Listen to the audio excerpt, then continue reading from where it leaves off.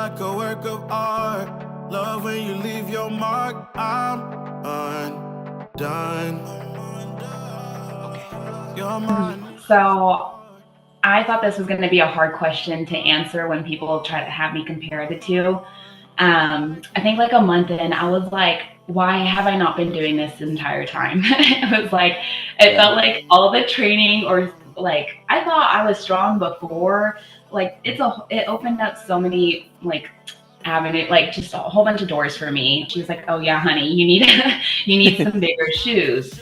And I had thought that I was like, oh my gosh, my legs, they're not going to work anymore. Like, I don't want to do this anymore. This is too painful. Like, turns out it doesn't have to be painful. Like, the comfortability factor is very important. And so getting fitted for the right shoes will help your experience tremendously because For climbing, it's a long way down. But I don't mind if we're trying.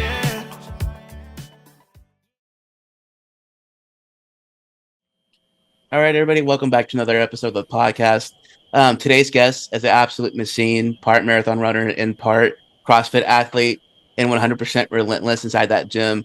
Lacie Brunson, thank you for coming on the podcast, dude. so excited to be here. Of course, yeah. So I want to ask, kind of out of the gate, because you do CrossFit and you also do like marathons quite often, I guess. What hurts more for you, like more burpees, like a crap ton of burpees, or that 26-mile marker? So I thought this was going to be a hard question to answer when people try to have me compare the two. Um, Racing, so not even looking at the training aspect of it, but looking at like that finish line mark, race day versus competition CrossFit. By golly, CrossFit competition hurts so much more. Oh, really? And so it's a whole different kind of pain and mental fatigue. Um, but it's a lot, yes, it's a lot less shorter fatigue than the CrossFit or than the running. But monkey wrench was very humbling. And in CrossFit competition, I didn't expect it to hurt as much as it did, but it definitely did. That's funny. It's always a funny thing. It's like I'm not built to run like some people are, but just looking at like marathon running, like just like the outside view looking in, right? Like you would post stuff. I'm like, dude, that does not look fun. Mm-hmm. Like just running countless miles every day. It's like not fun at all. So more power to you, like just for doing that. So Yeah, it's crazy. not for everybody. Yeah. Yeah, it's definitely not for everybody. And I honestly didn't know if it was going to be for me. And I'm still kind of figuring out if that's something I want to continue down the line. But it was fun. Yeah. So did CrossFit come first or did the running? Running did. So I actually had done my first half marathon, which is 13.1 in 23. And then I joined CrossFit Amarillo for the first time. And I'd never done any Olympic lifting, anything CrossFit related prior. And it was a year this July. So, Wow. yes. So officially 1 year into the CrossFit game, right? Yeah. So what do you think about CrossFit? Like, what are your just 1 year in? Because I've been doing CrossFit since 2019. Yeah. So for you, like, since you're relatively new, like, what are your first thoughts 1 year in? Like, was it different than you expected, or just what were your thoughts going into it? My initial, it was, I think like a month in, I was like, why have I not been doing this the entire time? It was like, it felt like all the training or like, I thought I was strong before. Like it opened up so many like avenue, like just a whole bunch of doors for me, joining CrossFit. And it was definitely humbling when I first got in, but it was kind of one of those where it was like, I feel like I wasted all my time before because I have gotten so much out of just the 1 year that I've been doing it. And so, yeah. That's pretty cool. I mean, just so it opened like a whole new perspective for you. Just really, I guess, was it more the weightlifting side of things that like really open your eyes? I don't want to say open your eyes like that, but like I guess gave you perspective, so to speak. Yes, because it was such a different training and like so prior to CrossFit, I had just done like commercial gym stuff and gone to like True Fit, and I was running like a little bit and like my group runs and stuff. But I had thought that I was in shape, and then you do a Metcon, and you're like, no, my heart is not ready for this. And but like endurance wise, and it was just so different. So sorry if I'm not answering your question, but it's, I don't even know how to explain it. It was just a whole different thing coming into it. Like I said, I thought I was strong prior, and then when I got in, I remember my first time coming to CFA, and Nick was showing me around, and he's like, well, like what have you done prior? And I was like, oh yeah, just like a little bit of weightlifting. Previously, he's like, good, it'll help you transfer over. And I was like, I thought I'm like, oh yeah, like no problem. I'll be able to keep up with all these people. And it was humbling. And I like, the lift off with CFA wasn't too far. Like it was maybe like a month after we had been there, or after I had joined. And my snatch, like I look back at videos of like what I looked like lifting prior, and it was just so embarrassing. They will never see the light of day. But for sure, yeah, I know what you mean, because like there's been times I go back and watch videos from 2019. I'm like, dude, this is so embarrassing just to watch stuff, because like humbling is a very like good word to explain things, because like even now it's 2025 and it's like 6 years in, I still feel humbled, because I still like I walk around and dude, like it's like seeing everybody else like they're like so far like eons away from me, because I'm like it's so crazy. I understand. Yeah. We were playing sand volleyball last night, and as I was recording, and someone brought up, I think it was Andrew or someone, I can't remember, another guy who had on the podcast, who's also a CrossFit Emerald athlete. He explained, I think someone's like, "Oh man, Nick, we need to work on our endurance." And I'm like, dude, like who would have thought like something like that, like sand volleyball, would take us out? I don't know. I feel sore. I don't know if this is from the wall ball from yesterday or just running around in the sand. I don't know. We need to work on. I need to work on something for sure. Yes, it's funny. So for you, I guess, what is it for you when you're like running? I guess because you ran a marathon not that long ago, correct? Yes. So my race date was at the end of April, and I did a 20-week training block for it to get me ready for it. So like I didn't realize how long that actually is. It was honestly too long in my opinion. If I were to do it again, I'd do a shorter one. But I mean, I had done, it was 26.2 miles, and I was doing CrossFit on top of that as well, because I was still so new to CrossFit, and everything is still super exciting, still hitting PRs because I've never done this before. And so it was a lot during one training block. So how do you like, just curious, how did you like mentally, so obviously you, like you said, you trained 26 weeks, right, physically for that, but how do you mentally prepare for like a marathon or long distance running? How do you mentally prepare for that aspect? Oh man, it is definitely a mind over body kind of thing. It was really, you got to kind of hype yourself up and embrace the suck and just know it's going to hurt. But I think what was really cool is I had a foundation going into it, knowing that I had done a half marathon prior. So I knew what to expect, or I guess knew how my body was going to feel after putting that amount of miles on your body.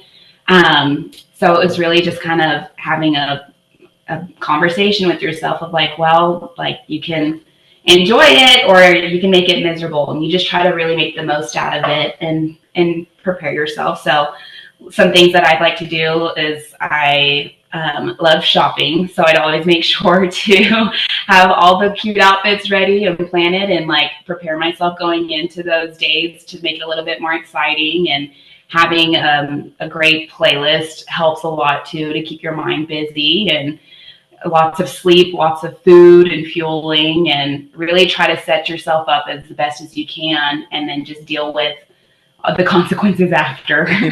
Yeah, I was gonna ask you about that, because like one theme I've been, I guess that's one question. It feels like it's been in my podcast the last couple of weeks, that I've been filming these podcasts, because you brought up playlists, and there's a good time, I guess, to rather ask it now than never. But do you have like a go-to playlist, song, like to hype you up before or during a workout or run or anything like that?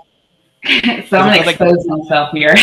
for me, So for me, I don't mean to interrupt you. Like for me, it's like I'm a big like rap rock guy, so like anything like that, like it gets me in the mood. So I know how like what songs or playlists I have, but that's always been interesting. I always want to ask other athletes if that makes sense.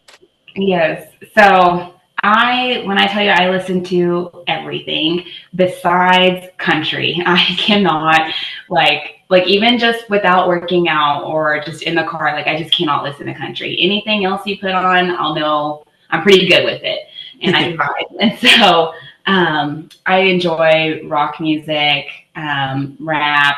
I like all of the music that has like a good tempo because I could match my feet to like the steps to be running for it. Or if I feel like I I do need that to, too. yes, if I feel like I need to like pick up the pace, I'd like have like a high tempoed song. And so that can range really like anywhere. I've got really into it's a German metal band called Rammstein, and Oh, really? that it's I love the music. Do I know what they're saying? No, but it's a good beat and it gets my heart I like rate it. up, the adrenaline running, and so I listen to like various stuff like that, and I do like pop culture and certain stuff, but yeah, so it varies. Oh, really? So you're just all over the place. Oh yeah, yeah. Yeah. And then my husband is a big rock listener as well too, and so like he will always be like, "Who's the artist? What year is this album? All this," and so Oh, really? like yes, so like I listen to a lot of stuff that he listens to, and so that helps contribute to the various tastes. I had a feeling you're going to say my husband's a big country fan. Like I had a feeling Oh, you would say that. Like oh man, the contrast to that would have been pretty funny. yeah, luckily we have good like similar music taste. His is a little more like I think mine is vast and his is pretty crazy too, and but we meet in the middle. That's pretty cool to help even it out a little bit. I guess anything helps, Yes, right? yes, yeah. But Cool. So those long runs are, I mean, they were 3 hours, 3.5 hours long, and then it so like you have to stay busy. And I am a creature of habit, so I listen to a lot of the same music over and over. And when I would get bored of that, I would just reach out to people and be like, "Hey, send me your songs, like just no country." And yeah, then yeah, so I have all kinds of different playlists from different people. And something I did for marathon day was I reached out to a couple of people and I was like, "Hey, send me your top 3 songs and I'll add them to the list." So yeah. yeah.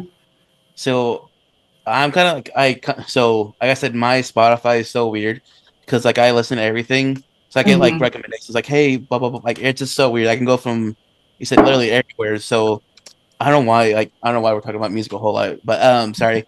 So No. that's something that I feel like country has somehow one or another. Like I never was the biggest country fan.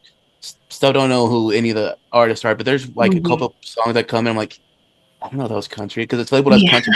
No way that would label that as country. It's more like rock or Yes. pop country. But Oh like, yeah. but yeah, there's so many different songs that like I'm like that get me in that mood that like okay, I'm gonna go kill this workout, and that workout ends up killing me. So that's more often than not. I guess I don't know, Yeah. but so for you, I guess whenever you were prepping, I guess that you said it was a said a 26 week block. 20 week. Oh, 20. So sorry, Yeah. my bad. You're good. Um, so whenever you were training for that, like Mhm. what was a sample week of like if you just take me into like 1 week alone, what was that like? Like So yeah, so like so the way that I was hooked up with the app Runna, and so I had a plan ready for me. You can do like a 3 day plan, a 4 day plan, 5 day plan. I think 5 days pretty excessive. I say that I may have been on it, but I did a 4 day plan. And what it is it consists of like an easy run. Excuse me. So an easy run would look at like keeping a low heart rate. I mean, it's easy for a reason because you need to rest your body, but still get that mileage in. So those would range from like 3 to 4 mile runs. So that's for one workout. And then I would do what's called a tempo run, and that's looking at increasing your pace. So that's going to be like a shorter distance of where you'll warm up and do like a mile or two, just an easy pace. And then you'll do your tempo. So I would go from like a 10-40 mile pace to running into an 8-minute mile pace. And so you just try to hold that threshold for that whole mile, and it helps increase your pace, and so, or decrease your pace. So there was a workout like that. And then there's another day, these were my worst. I hated them. And it was heels, because the race, in OKC, the one that I competed in, ran in more like, was, what's it called? It was a very hilly race. And so I wanted to incorporate that into my training so I'd be ready for it. And that really, it was just hill sprints for like 30, 60 seconds up. And then you did that like times 10. And so those were intense days. And then you would do a long run. And that was what I would do on the weekends. And that could consist of, it was always 10 miles plus. And then every week leading closer to your training, you would add like another mile or 2 miles onto it. So the longest long run I did prior to training, or the full day, was 21 miles. And so, so you just kept increasing your mileage every week, and I was averaging 28 to 30 miles, I want to say, for the last month of training. Oh, wow. Yeah. That's quite a bit. So you're you're legit putting on some mileage there. Legit. No, oh, yeah. Put it intended. But so was there a certain pace like you were running? Like, for example, if you had like a shorter pace day, for example, and you were going to a longer one, was there like a certain pace that, I don't want to say scared you, but more or less like you weren't looking forward to challenge you, and you're like, that wasn't as bad, but I got through it, but like, I wasn't as bad as I thought, or likewise? Yeah. So I'm going to make this a long story, but so my pacing. So when I had started running, I hadn't ran, like, I hated running. Like, I hated track in high school. Like, anytime like my sister tried to like get me to go run with her, I was like, absolutely not. I dread it. No, thank you. It's not my thing. So when I first started training, like, my pace was very slow, and I was figuring it out. And I would stay like comfortable around like a 10, 30 minute pace. And then anything below that just felt like super far in the distance from me.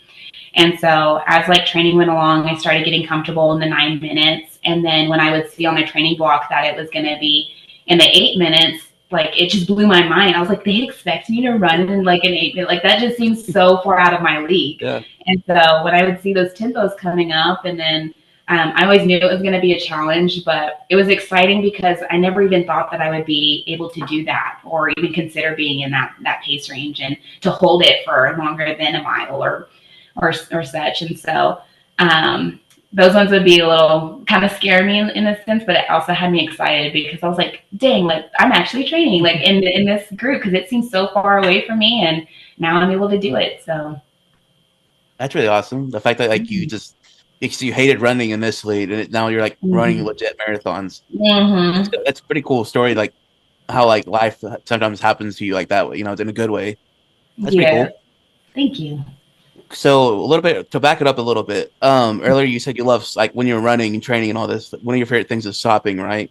That's one of your favorite things, because we talked about music quite a bit, right? Yeah. So for you, I want to ask this. I should have asked this earlier. I'm sorry. For you, was there any like gear for, like, I guess stuff like that for running or CrossFit that you that you love, or any supplements that are non-negotiables for you? Like, it could be for CrossFit, it could be for marathon training, or both. Is there any like gear that you love, or supplements that you just can't live without? Yes. So, funny story. I had gone on a group run with Andrew this last week, and so I brought him with me to win. And I had all of my things getting ready to go, and it's just for like a 3 miler. Like, but if there's something that I have learned with all of that, is you want to be comfortable even when you're uncomfortable, if that makes sense. So like, I was like, I'm carrying all my gear. Like, I know how to make it fun. And so I always have my spy belt on me, and it's just like a thin belt that can carry your phone, or like a goo or something like that, any nutrition, or your keys. So that's a pretty non-negotiable, even if I am just running shorter distance, because I always want to make sure I have something on me. My water pack I would have for my longer runs, like 10 mile plus, and then Body Glide, because you would, like, the amount of skin friction that you'll be having from your clothing, like, always have your Body Glide. And then I started becoming a fan of BioFreeze, but Oh when yeah. I say yes, I think it's more placebo for me that if I put it on, it's not going to hurt. And so, I'm a big um, biofeeds guy too, so I understand. yes, yes, Getting old. BioPlease, yes, and then you always have to have my sunglasses on. And then for clothing wise, I'm a big advocate for the brand Features, and so those are the socks that are like super cushioned. They have all different levels of it, and they helps. I think they support my feet pretty well. Like I have never had a problem with blisters. I hear a lot of runners do, but since wearing good socks, like it makes a big difference for training. And then of course your shoes. I am very picky about my shoes and what fits best for mine and what won't fit best for everybody. So I always recommend new runners to get fitted for shoes. And so that is a big non-negotiable. And then CrossFit wise, man, I missed out on being interviewed for Jimmy's bag introduction because I would have been like, hey. Yeah. But like, I don't know. For CrossFit, I just really, I always make sure that I have comfortable clothing that I know isn't going to feel like suffocating or too heavy Yeah. because of how, especially how hot it's been in this summer. Sure. I have stuck with Noble trainers. I haven't hopped on the bandwagon of all of the new stuff yet. And, but yeah, that's about, I mean, majority of it. Yeah. That's pretty cool. So wait, I feel like CrossFit, I don't know. I like the best way. So obviously I'm not a runner, so I can't like contribute to that conversation. But as far as like CrossFit, it feels like there's different stages into the CrossFit realm as far as like swag and different stuff like that. Because it feels like I don't know why. It feels like when you first start, you may be different, but it feels like whenever I've this outsider looking in, right? It feels like people are like in that first stage of like, oh my gosh, I'm so sore, and you're like wanting to learn everything. And there's like probably middle somewhere, a couple years in, probably 3 or 4 years in, maybe sooner. I don't know. You have like a complete shoe addiction to CrossFit. It feels like I'm looking right here. I have like 2 or 3 pairs of shoes right here. Like I'm just looking at by my gym bag. I'm like, whatever it is you're feeling, that's how I feel. Like I'm in that stage right now. Like, huh? The Rad Ones came out not that long ago. I had to get some of Yeah. those. I have Nike. Yeah. Like I just, it's a problem sometimes, Lacie. I don't know how to stop sometimes. Yeah, Yeah. I don't know if you're there yet or you're going to be there. I'm not sure, but it's going to. You may have a point where you have like more CrossFit suits. Like, so Yes, I'm very influential in the sense of like if someone else has it and everybody I see all the people that have it, I'm like, oh, I guess I need it yeah, too. And so yeah. I've been trying to decide if I want to switch up my shoes. I don't have trainers yet, and I've heard that I need to get some trainers, and so I'm slowly being introduced to all the new gimmicks of CrossFit. Yeah. Is there something like as far as like equipment wise? I guess I never. So I'm sorry. Before I ask this question, you said something before I forget about like even like shoes and like for running for like, as far as like you're Mhm. running shoes getting fit and even socks. That's because that's something I never really thought of, obviously. But Mhm. just for the people out there who are listening to this who are maybe new to the running game or possibly thinking about running the new thing.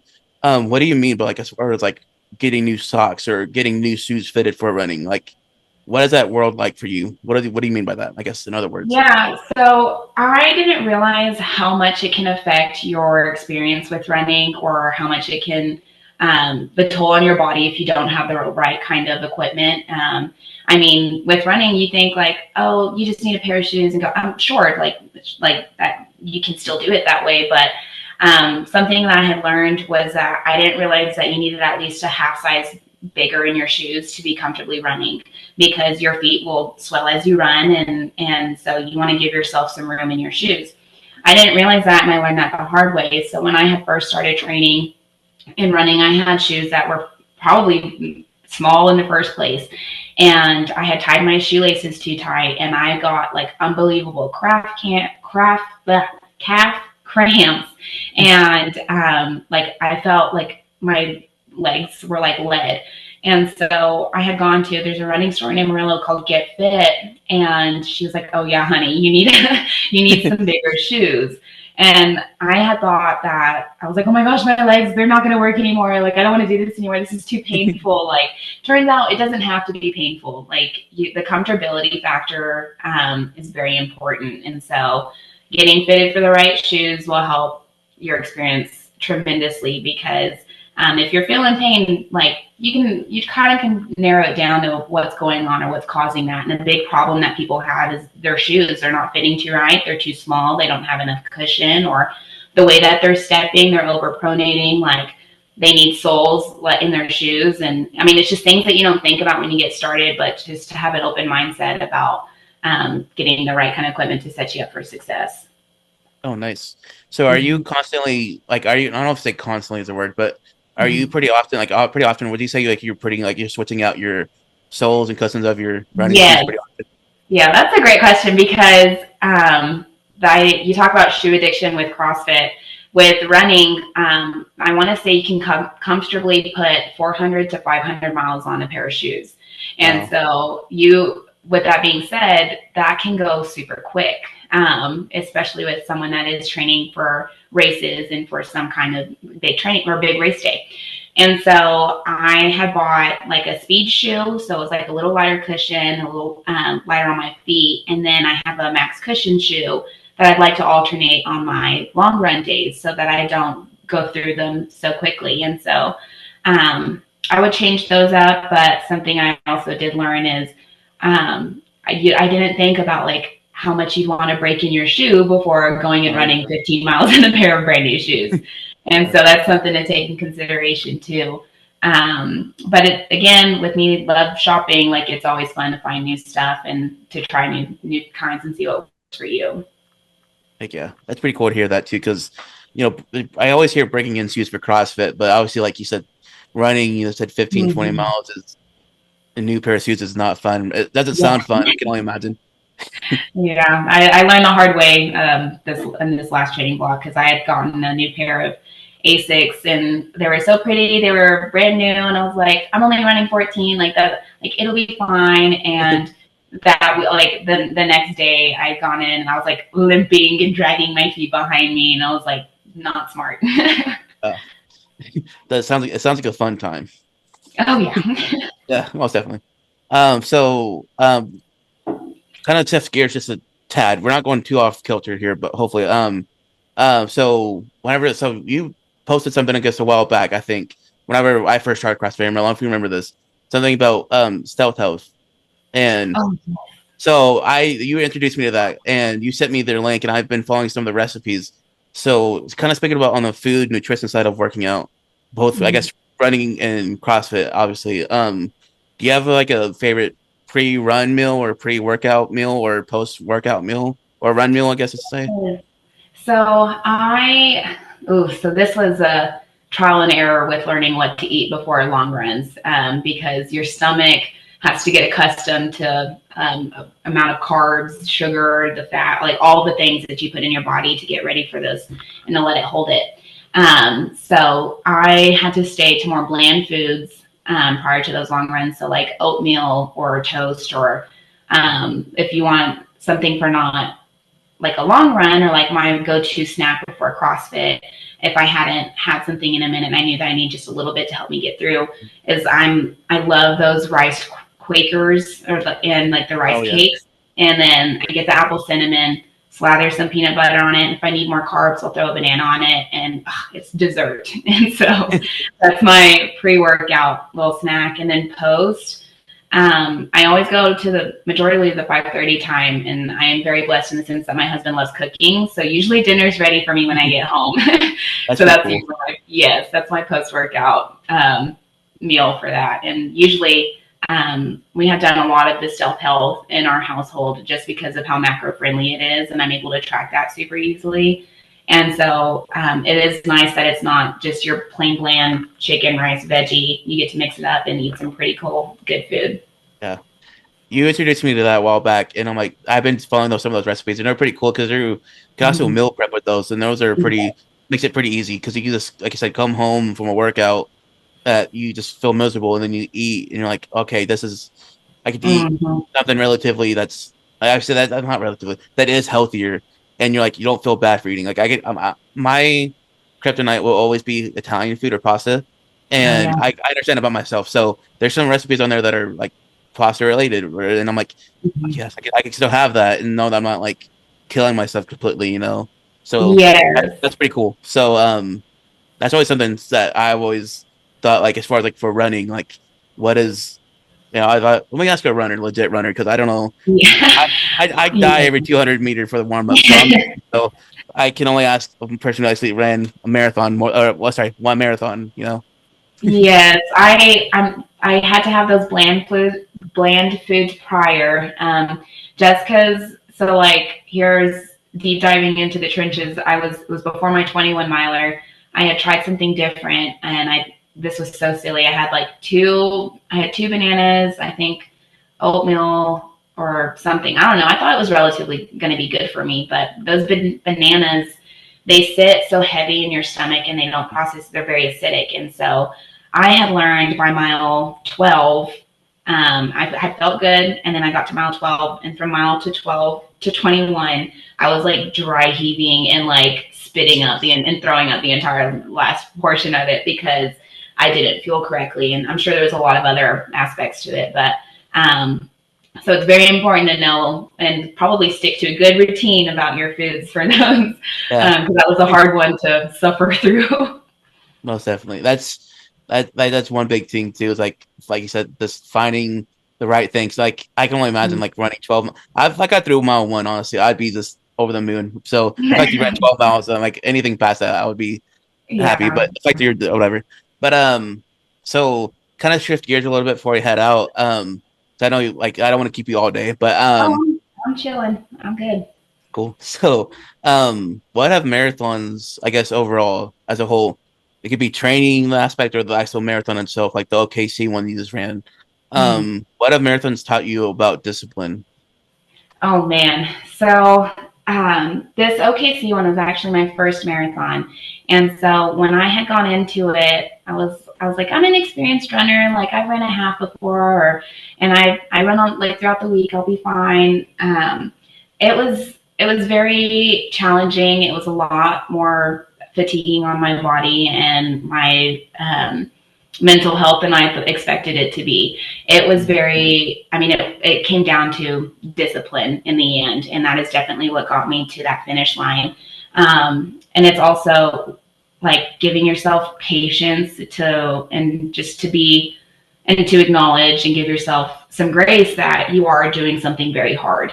Um, so I feel like if you start fresh from the beginning with the mindset like, oh no, I'm doing this, and you keep that mentality, the discipline's going to follow. You continue to create habits and non-negotiables for yourself along the way, and it just became habitual. Like now that I think about since I've been out of training and that training block, I'm like, I cannot believe that I made time to do this throughout my weeks, like every day for the last 20 weeks. Like I mean, it's mind blowing, but I had it set in stone. I was going to finish that. And it wasn't just going to be a cross the finish line thing for me. It was going to be, I'm going out there, I'm going to do the best that I can. And so it's really just having those goals and having that mindset set in stone and from the beginning and sticking to it is really what keeps that discipline in place. Heck yeah. That's pretty cool. I'm ready to run through a brick wall, honestly, hearing that. So it's pretty cool hearing that. So I'm like, dude, I'm gonna listen to a motivational speech here. That's pretty cool. So the fact that like, cause I would see you like obviously like there's people like you get inspired. At least I don't know about you, but I get inspired by just looking in the gym sometimes because Mhm. that's where it comes from, right? It's community, and there's favorite people like okay, like Andrew, you, different people I could look at. I'm like Ryan. I'm just listing out people that we know from the gym. Mhm. Hopefully, I can have on the podcast. But there's Yeah. people who are like I can look at oh that like I can get inspiration because of this or that. I'm like for you, I was like oh man, this person, Lacie, he's actually like running a marathon training and he still has time to do CrossFit. So that's pretty cool to see that. So more Mhm. power to you for that. That's pretty cool. It's just so Thank I guess you. give you your flowers now. So for sure. Mhm. Well, so it's kind of I talked about I said community. So like, what has CrossFit like taught you about community, I guess I should say? Oh my gosh, I could just ramble on and on about this. Like, I was very blessed in the sense that CrossFit Amarillo was the first CrossFit gym that I had been to and have experienced, and it being like, I can't imagine it getting better than this. And so it is an amazing group of people, and I have learned that being surrounded by like-minded people help you stay in your own goals, and it helps you want to get better. And I'm always in agreement. Oh my gosh, there's a saying, I'm gonna butcher it. So it's like, if you're the smartest, strongest person in the room, you're in the wrong room. And like, I don't like being, or like, I don't like, what's the word I'm looking for? I don't like staying comfortable. I don't like being content. And I want to strive to be better every single day. And walking in CrossFit Amarillo and seeing that there are people stronger and just, I mean, not light years away, but just like, there's potential. There's so much potential in that gym, and seeing that it is possible, and seeing people that are pushing themselves, like you said, like, has you ready to go. And so surrounding yourself by people with that same mindset can make all of the difference. And the support and people that I look up to coming up to me and being like, you freaking killed that workout. And I'm like, really? I'm like, thanks for noticing it. And I mean, it's super cool because everybody in there, they know how much it is uncomfortable to do Metcons, or how uncomfortable it is to do the burpees, the double unders, to do snatch. And then when they see you succeed in something, it's not an envy. It's a, my gosh, that is exciting. Good for you. Like, so it's just, it's super important to be surrounded by that. That's awesome. It's always cool. Like you said, it's being, like I said, being the most, like, being comfortable. Like, if you're the most like that, like, it's super cool to like, stutter, quit stuttering, Cutter. So like I said, just community is like a big thing I've always believed in. So it's being a different, I was just actually talking to Nick like about this the other day. I'm like, I've been at a couple of gyms, and I felt like this one is finally the one that felt like, communities are cool at my other gyms, don't get me wrong, but I feel like with this one, it's like going out and doing something with them, or you can go out and say, hey, like, let's hang out, do something. It's stuff like that. It's little stuff that really makes a big difference. But it's just both in and out the gym, because like you said, you can get motivated literally through anywhere. So it's pretty cool just to have that person to the left and right of you, like, okay, you're suffering with me, if that makes sense, but we're going to get through it, kind of thing, if that makes sense. Yes. It always cracks me up at the end of a hard workout. Everybody's like laid out and just like defeated, and then we're all might as well just be crawling over to each other to give the fist bump. And it is fun, and it makes it a lot more exciting to show up and experience that with everybody else too. Most definitely. I literally, I just said this literally, I think, to Andrew. I believe it was Andrew. Just the other day, I guess filming this was the other day. But it'll be a couple weeks, whatever, it doesn't matter. So I was like, there was a workout I think we did a couple weeks back. It was thrusters and something else, I can't remember. Mm-hmm. And I felt like everybody had literally went to war and came back. It was like swapping war stories, and everybody was so happy to see each other. Like, hey, it's Lacie or Andrew, it's so and so. It's like, was it like that? Everybody was suffering. They suffered together. Came back, like, everybody was like so happy. That's how that's why I describe it, because everybody was like, I got into that feeling like everybody was on their deathbed, like near death. And I was like, and they were like, okay, hey, time's up, and you're like, okay, everybody's done, and we can go talk to each other now. That dopamine, I guess, finally hit. So that's a good feeling. I think I like it. Yeah, absolutely. Sure. So what advice, I guess, would you give to people who are considering doing both CrossFit and marathon training? Oh man, I'm still learning. I guess that if you're curious about it, like give it a chance. I know a lot of people worry about how if you give a little bit more to one side, that you're gonna have to give up some on the other.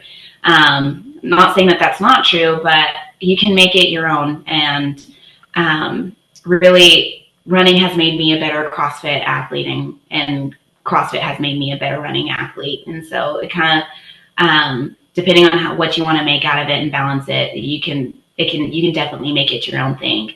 I highly stress, though, to give yourself something I'm very bad about is allowing your body to rest, because that is a lot of hard things on your body. And to give yourself some grace and recovery and enjoy it along the way. And there's that like TikTok trend or the sound where it's like, man, I forgot this is the whole point, you know? Oh And yeah. yes, yeah, you know what I'm talking about. And I think somewhere along the end, whenever I was, I mean, deep in the trenches and the hard workouts with training, I was like, man, this sucks. I was like, Yeah, this for is sure. hard. Like, why am I doing this to myself? And so not to forget your reason along the way, whatever it is that gets you into running or why you want to do it or why you want to be a better CrossFit athlete or what's your purpose and meaning behind this is to stay true to yourself and remind yourself like why you're doing what you're doing. It will help a lot. So yeah. Awesome. I really love hearing that. It's pretty cool. Just to hear that, like your advice, that's pretty cool. So hopefully someone could take that, listening to this and just make you said be themselves and be my favorite thing is to say is be who you can afford to be and be where your Mm-hmm. feet are. So hopefully they could just grow within the sport and hopefully be who, like I said, be who they could afford to be. Absolutely. So a couple more questions. I like because we didn't really talk about the monkey wrench games a whole lot, but if that's something you want to talk about. We can. If not, we could just go to this part. So obviously you ran a marathon, obviously, which is Mm-hmm. amazing in itself. And but it wasn't like soon after you did the monkey wrench games. It felt Yeah. like that. It's like that Drake song you went back to back almost. Yes. And so, what was that transition like for you going from marathon Oklahoma City to monkey wrench games in Lubbock? Because that's a big like not a jump, but like that's a big like quick turnaround. Mm-hmm. Yes. So a lot of oh man, so this one was it was very challenging. A lot of people had a lot of confidence in me going into Monkey Wrench, and I'm not gonna lie, I did too. And I was like, you know what? Like I've been able to stick with CrossFit while I've been running. Like I don't think I'll do that bad, and I really didn't. I showed up and did really good.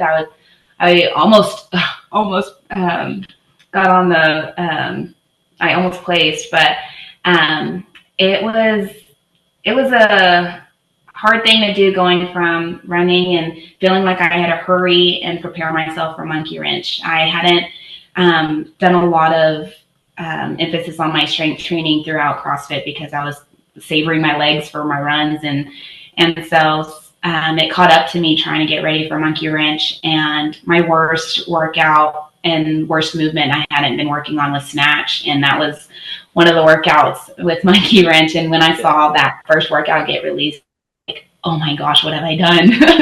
And I was like, I'm not going to be ready. I'm going to embarrass myself. And I was very nervous for it. And then as they kept releasing workouts, I was like, oh no, that's my jam. Like, oh, like I've got it. Like, no problem. Like, or, you know, and then the drive down to Monkey Wrench, I rode with Lydia, and the entire way down, it was like the amount of nerves I had in my chest was like worse than the workouts. Like I Wow. was so yes, I was so nervous, and I think it was just because it was something new. I'd never done a competition before, and I didn't really know what to expect or how I was going to feel doing 5 workouts back to back to back. And Oh yeah. yeah, so I was like, if there's anything I can bank on, it's that my heart's going to do pretty well because it's been able to get me through all of this other training. Yes, and so when we went through Monkey Wrench, really what had got me the entire time was my nerves. I was like, I just having all the people around me, and then having our CrossFit Amarillo people there. I didn't want to let anybody down, and I knew a lot of people had confidence in me, and they're like, "You're gonna kill it, you're gonna crush it, you're gonna do so good." And I was like, "Ooh," I was like, "That's a lot, and that's a big shoe to fill." And so I really just wanted to do my best and represent CrossFit Amarillo well, and really kind of just see where I was even at in CrossFit compared to these other athletes. And so lots of learning was done that weekend. Yeah, it's something I think that's like, especially with you being a year into it and you're doing big things, like big, amazing things like this, let's say, like running a marathon and doing monkey wrench games, your first comp, because that's a pretty big competition in like this area. Yeah. And it's like the fact that you're doing that back to back is pretty cool because, like you said, I've never competed before. That's a goal, like a bucket listing I want to do. Like if I just do one, I'm good. Like I'll give you one and out. I don't care. Yeah. But like that's something like the fact that like it's something new and like you're always like I don't think it's just you, but I think everybody can kind of get in their own head a little bit. Like yeah, you go like for me personally, like there's times like early on where I cherry picked workouts, Mm-hmm. and now you're in a competition, you're like, you can't cherry pick it. You paid Yeah. for it. Yeah. You're here now, like your Yeah. feet to the fire now. We're gonna see how we do Yeah. now, because in a good way. Hopefully, it's a good way where you can see where your weaknesses are and your strengths are too. Where like, okay, like you said, for example, snatches. I hate snatches so much. Like that's one barbell movement that like I hate. Like I don't know Mm-hmm. why. I'm not a big fan of it, but the fact that I saw that workout, I'm like, ugh, that's gonna be horrible. Yeah. Then I saw the work. Yeah. Then I saw the workout with the 200-meter run with the sandbag carry. That like that one looked like that one took the cake. That one was like the worst. It looked like. So funny story. That was my best one, and I even got a cash prize for doing for winning in that event. Oh really? Yes, That's pretty cool. yes, it was.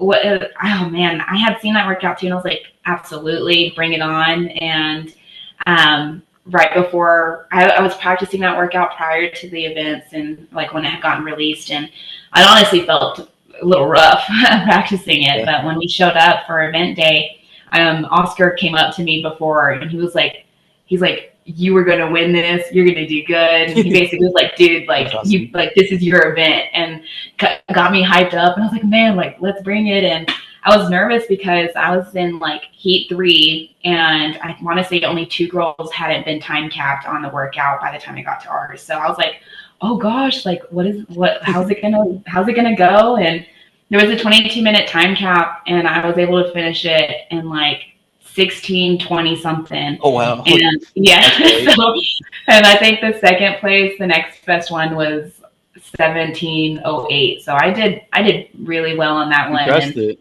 Yes, I was glad that I was able to live up to everybody's hype. That's really awesome to hear that. The fact that like you did that good, like you I had Oscar. Oscar's always been that kind of person too, just to hype you up too. Like it's pretty cool. Absolutely. That give you that motivation to speak up. But I think you would have crushed it regardless, because like everything in that workout, like it's running and all that different stuff, and it's like everything just happened to be. I mean, not this whole happened, but everything was great. I think for you, because like you're literally like one of the few that like I thought of, like you, Oscar, Ryan, and other people were like, when it comes to a certain workout, like this person could be really good, and when you said that, I'm like, oh wow, you did what? Crushed it. So that's cool. So, did you have any like? Sorry, I can't speak.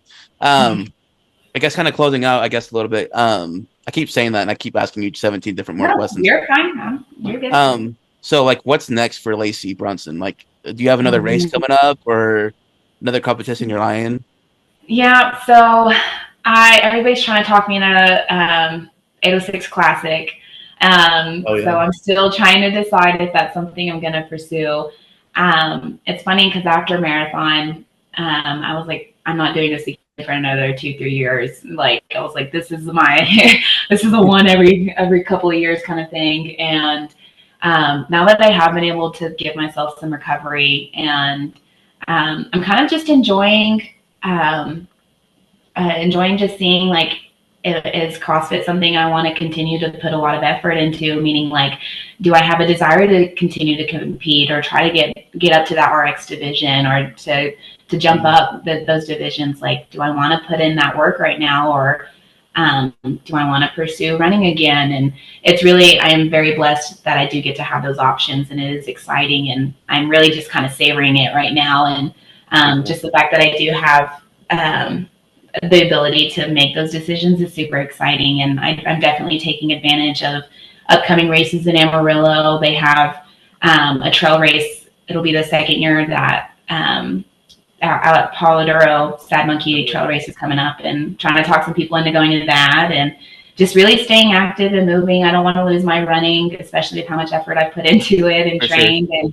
And so and then we'll see if I want to continue to compete, or I'm trying to get better in certain movements, and doing the scale division for Monkey Wrench was humbling, and I was like, man, I have a lot of work and to do, but it was exciting in the sense of like, man, I want to get better at all these things. And so I'm trying to be patient, because I know that the people that are in RX and intermediate, like, it didn't just happen for them. Those people have put in the freaking work, and I'm excited that I have the opportunity to pursue that. So, yeah. That's awesome. I'm looking forward to seeing like everything that you do and everybody else around the gym does, because that's, you said it's just patience. Patience is a big key too, and Mhm. thankfully that's just what I heard. Something I heard early on too is like patience and try not to compare, because comparison obviously when you Oh, like it's a thief of joy, right? So that's yes. something I always used to do early on. Like, why am I not like as strong as this Mhm. one? Why am I not? Why is my endurance not there? Just that and patience were two big things I've like learned early on in 2018, 19 Mhm. when I first started. So I guess so the fact that you know that now 1 year in is pretty cool. So um I can't wait to watch you like do the 806 classic, because I think you definitely should do it. I think you'll crush it. Yeah. Oh, thank you. Chris. So before we get out of here, can you drop one piece of advice for someone who is maybe need to break out of that comfort zone a little bit, maybe as far as fitness wise? Oh man, I want to say when I feel like I'm starting to sit in that comfortability, or I feel like I'm not moving anywhere in my weights or even effort, is having people next to you that are stronger than you. Oh man, like by golly, it is a big motivator for me. Working out with somebody that is just a little that just puts on a little bit more weight will have you wanting to push yourself too, and to not be shy of reaching out to those people that you do feel are stronger or better. Like oh my gosh, it's so exciting being able to work next to somebody and try to push yourself, because for me, when I see somebody pushing themselves and adding on that extra pound, and even if they feel that way, I'm like, you know what? Absolutely, I want to try that too. And so, just don't stay comfortable like that, because it's hard to get better that way, and surround yourself by like-minded people that think that way too. And soon enough, y'all will be just feeding off of each other and just trying to get better. And so, I've been very lucky having that person being Lydia this last year, and us being joining CrossFit together at the same time. She's so strong, and I'm just like, I just want to be you. And I see the weight she puts on, I'm like, I want to do that. And so it has definitely helped me be a better athlete. So I think that would be my advice. It's just, yep. That's really cool. Thank you for that advice too for people listening. Because I know exactly what you mean. Because like I felt that whenever I didn't start really feeling that until I started watching like Ryan and Andrew. Like, because it feels like every new string cycle we watch, we happen to be at the rig. It felt like, and I watched them like last string cycle, for example.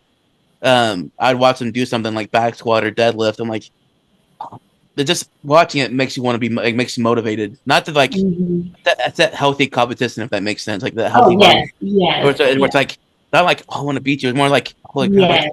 I want to do better. If they can do that, they're doing great for themselves. I want to be great for myself too. Yeah. And I didn't get a PR in deadlift. And, like I got a 375 as my one rep max. And I asked Mm-hmm. Andrew like, the next day, I'm like, what'd you get? He's like 405. I'm like, dang it, I'm happy for you, but dang it, I'm mad Yeah. at myself. Dang it, I took one of those things. Yes. I don't know, but Yeah. I thought it's so weird, if that makes sense. I don't want to be that guy. I'm like, Mhm. oh man, that's cool. Yeah. Congratulations, But but to go off on that advice too, because it can be a double-edged sword. Because, like you said, like comparison is a thief of joy, and just yeah, to for always, sure. yes, and along the way, just to remind yourself that like we are doing hard things, and those PRs, those little successes, like enjoy them, embrace them, and be proud of ourselves as we go, because it is it is just so cool that we are able to do those things, and to acknowledge our success along the way too is very important, and to always keep chasing that feeling. So Awesome. Most definitely. I love that. I love everything that you've been saying. It's pretty cool. So, because thank you. I compare a lot, so I'm like awful at that. So too, that's still something I'm still learning to this day. But Yeah. um, Lacie, thank you enough again. It's been super fun. I'm sorry to keep you so late, but No, um, thank you. so thank you for your time, and thank you to everybody watching and listening to this everywhere. But yeah, Lacie, thank you for coming on, dude. It's an honor. Yeah, thanks for having me. I appreciate it, Carter.